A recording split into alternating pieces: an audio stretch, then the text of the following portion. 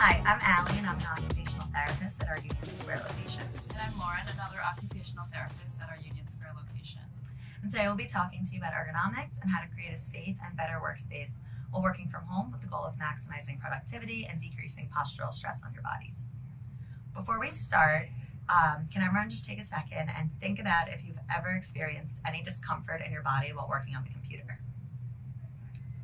My next question is, has anyone ever seen an occupational therapist or a physical therapist for body pains related to your current workstation? If you've answered yes to either of these questions, we're glad you joined us for this webinar.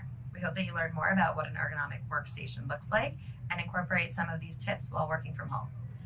So the goals and objectives of today's session will be to learn more about what ergonomics are, discuss more about what a proper workstation looks like, which includes not just the setup of equipment, but our body positioning as well. And throughout, we'll be reviewing some exercises and stretches that you can incorporate throughout your day to avoid ending up here in rehab. So what is ergonomics? It refers to the study of people's efficiency in their working environment. The goal of ergonomics is to prevent musculoskeletal disorders and injuries, increase comfort, increase efficiency and productivity to improve your overall quality of life. All of our working environments are different, which is why creating the right ergonomic setup is so personalized. Everything we'll be reviewing today should help you give a general idea of what a proper ergonomic workstation looks like. If you continue to experience discomfort after making these adjustments, come see an occupational therapist who can help better personalize your work setup. So what is ergonomics? Ergonomics means working and using your body more efficiently in order to reduce overall pain and fatigue while working for prolonged periods of time. There are consequences to a poor workstation setup and body positioning. Some immediate consequences are some that you're probably familiar with, which includes overuse of musculature, pain, and fatigue. The more long-term consequences include adaptation of compensatory movement patterns, decreased productivity, long-term pain, and decreased participation in the things that matter most to you, whether those are work-related or not. When I mention compensatory movement patterns, I'm generally referencing what's pictured when we think of classic bad posture. So that includes your shoulders being rolled forward, stiff neck, stiff inflection in the thoracic spine or the middle part of your spine, slouched, and a forward head posture, something like this. And all these positions, especially when sustained for a long time, can eventually lead to decreased range of motion in our necks, shoulders, backs, and eventually result in how we use the rest of our bodies as well. Think about it like this. If we're constantly looking down at our screens, whether it be a phone or computer, whatever, our shoulders will compensate by rolling forward. When this happens, the alignment of all of our distal musculature, our shoulders, our elbows, our wrists, our fingers, changes, and that will result in overuse. This is what we see a ton of in the clinic, which is just general pain throughout the body, which can include shoulder pain, tight forearms, hand pain, and even nerve compression. So long story short, it may seem like one body part can play a big role on the rest of our body. Just one quick fun fact I like to share with most of my patients: for every inch forward that your head is, that's another 10 pounds onto your cervical spine. So that just kind of shows you how important posture is in your day-to-day life. Next, Lauren's going to talk a little bit more on posture before we get you up and moving. So our goal is to recognize what pain is, reduce postural stress, move, and increase activity tolerance and resilience to these postural stressors that Ali mentioned. Let's start off by talking about two different ways we sit. So we'll start with regular sitting. Normal sitting is considered a passive process. This may look like what we imagine bad posture to look like, as Ali mentioned on the last slide. And doing this all day will lead to static compensatory postures, which usually lead to injuries. We need to shift our mindset of sitting as being a passive process to an active process.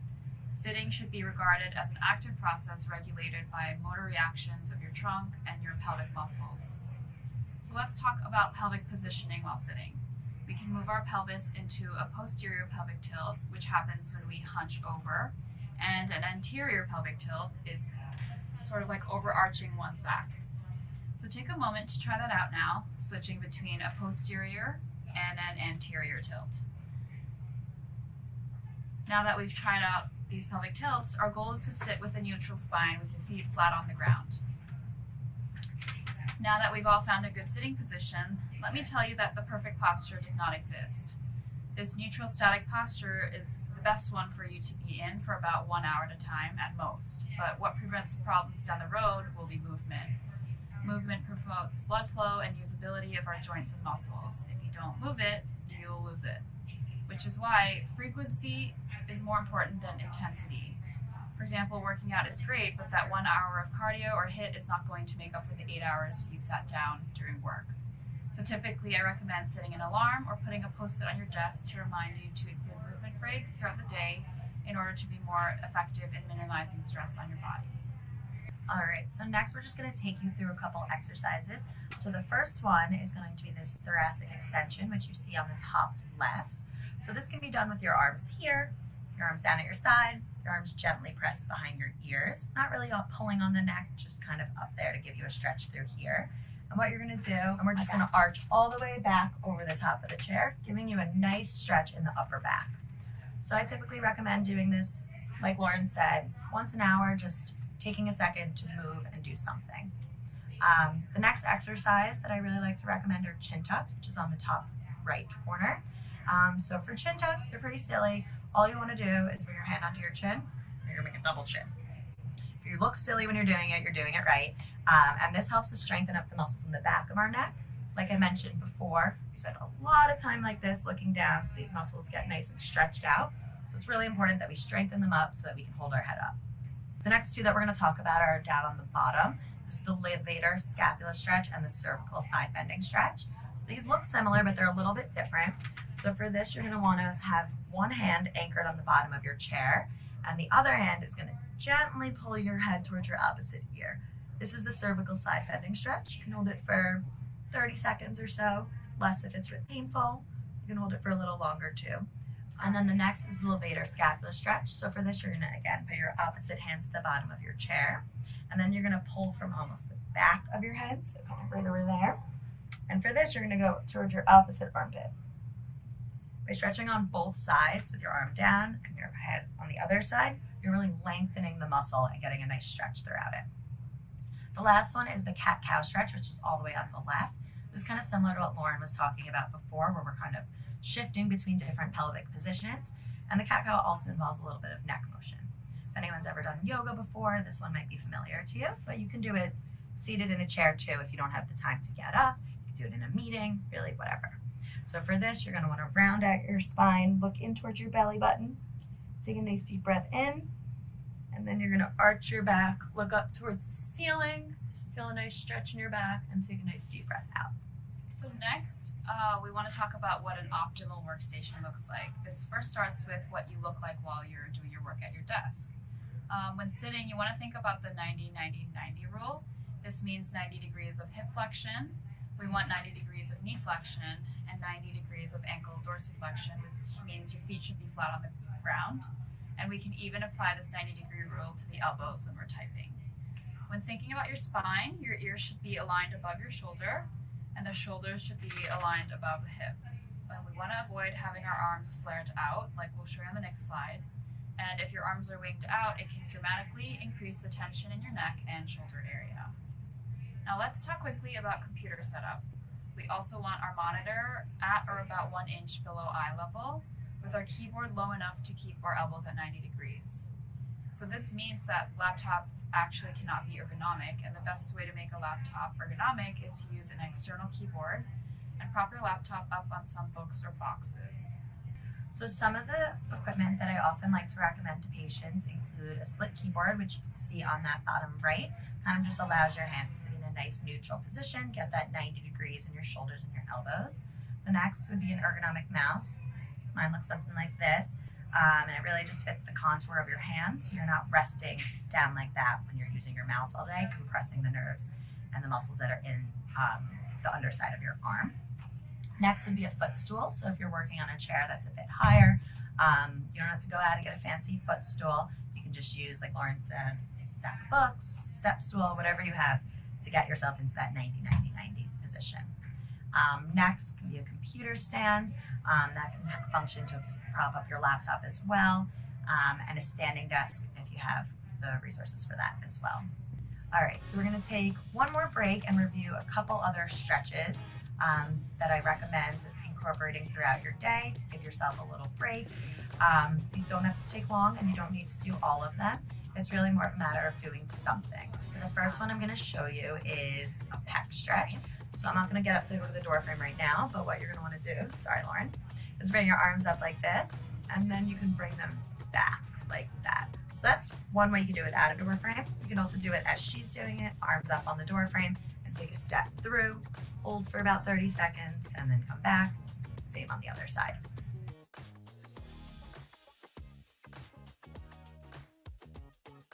And then there's the wrist flexor and extensor stretch. So for the wrist flexor stretch, which our flexors are located all on this side of our arm, you're going to want to pull your wrist and your fingers back. Now this shouldn't be painful, but you should feel a nice stretch through your whole hand. This one should feel pretty good after working and typing on the computer all day. We use a lot of our flexors to bring our fingers down to do all that typing. The next is the wrist extensor stretch. So really similar, just the opposite side of the arm. So these are the muscles that are all the way up here. You're gonna make a nice tight fist if you can, and then come down. You can apply a little bit of overpressure and you should feel a nice stretch along the arm. You may even feel it a little bit more up here. And again, you can hold those for 30 or so seconds. Okay. So next I'm gonna show you the hip flexor stretch, which looks something like this.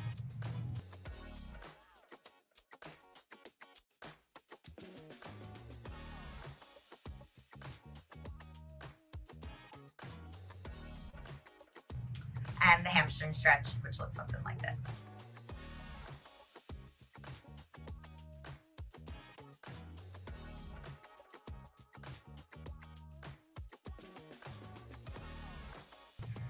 So like we like to say in the office, motion is lotion. So you should be taking at least a break every hour to stretch or move our bodies. This doesn't mean you have to take a 30-minute walk every hour. It just means incorporating a couple stretches, taking a second to stand up and move your body. If you're continuing to experience discomfort after making some of these adjustments, please feel free to reach out to us or see an occupational therapist who can help to personalize your workstation. I hope you will be able to apply some of these tips while working from home. And now we'll open it up to anyone who has questions.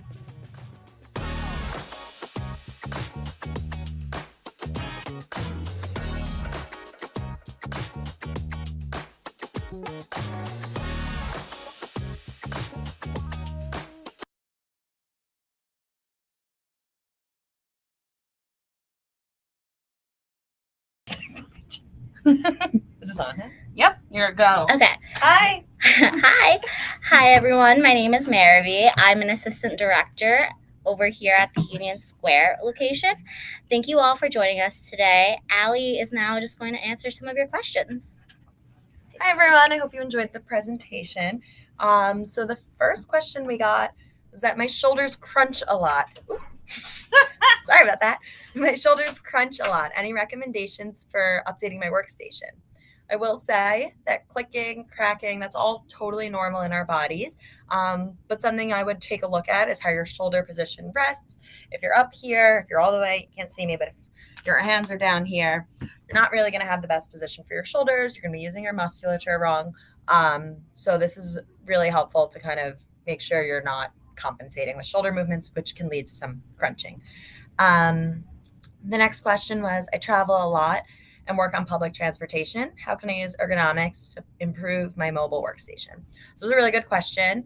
I think a lot of us are kind of working on the go, working in different locations. So what's more important, like I mentioned, and Lauren mentioned in the presentation, is that it's more important to move than to have that perfect setup, because we really want to emphasize more mobility than stationary movement. So, I mean, look at your position, see how your legs rest, your hips rest, your shoulders, all that stuff.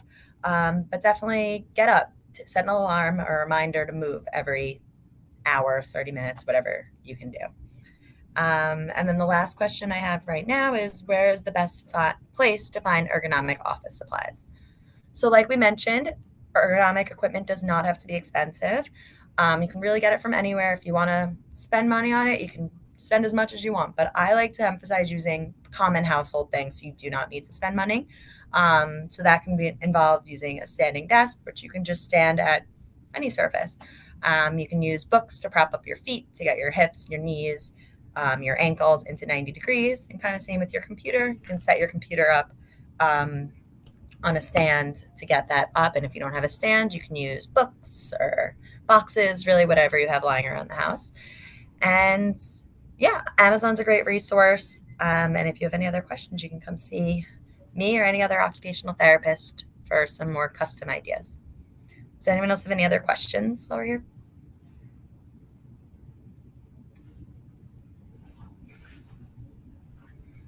Yes, the notes and the slides can be made available. We'll have that available. We'll send out an email. You can also watch this video at any time on our YouTube channel.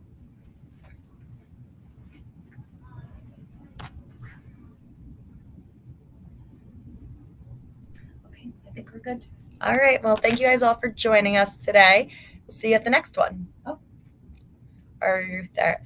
So ergonomics is something we're trained and we are taught in school. There's no specific ergonomic certification as far as I know, but it is something I talk about daily, so I consider myself an expert in it.